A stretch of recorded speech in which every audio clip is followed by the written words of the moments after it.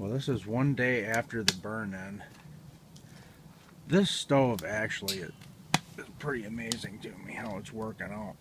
This thing is running so good. This is, I have a 3-inch intake going in for the air. Just a solid 3-inch hole going through there, and I have a system to throttle the air down just as lightly as you want to. This thing hardly goes through any wood. It's really quite amazing. I put my baffle in it. Second here. But I put my see, I have that plate up there now, so that the fire just can't go right up through that 4-inch pipe. So it's really, this thing's really putting off a lot of heat, the metal on the stove.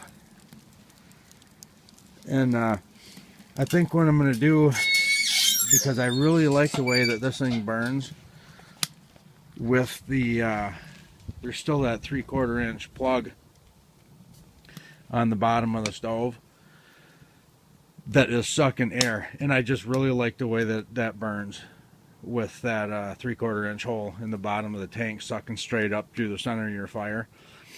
It actually, this thing reminds me of them jet stoves, or yeah, I think they're called jet stoves. But that's how this thing's been running, and using just hardly any wood, this thing's just putting out an incredible amount of heat. So this is going to be replacing my wood stove that I have in the garage now. I'm going to be hardly using any wood at all. And also I have some coal. Get a couple of bags of coal and you'll be able to run in this thing. It'll last for days. So just giving you an update on the progress of the stove. I put the baffle in today and everything, and also, let me see if I open it so you can see.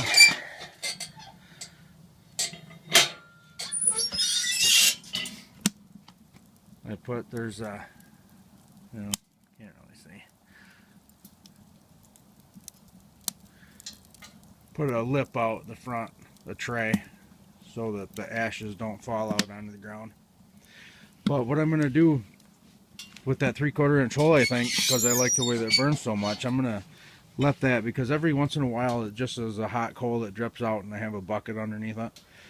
And so I think I'm going to make something that hangs off the bottom of the tank and catches like a second, like your ash pan, except it's an airspace in between it, so it can still draw that air up through the center of your fire, but yet your ashes still fall out into the pan that's going to be underneath it.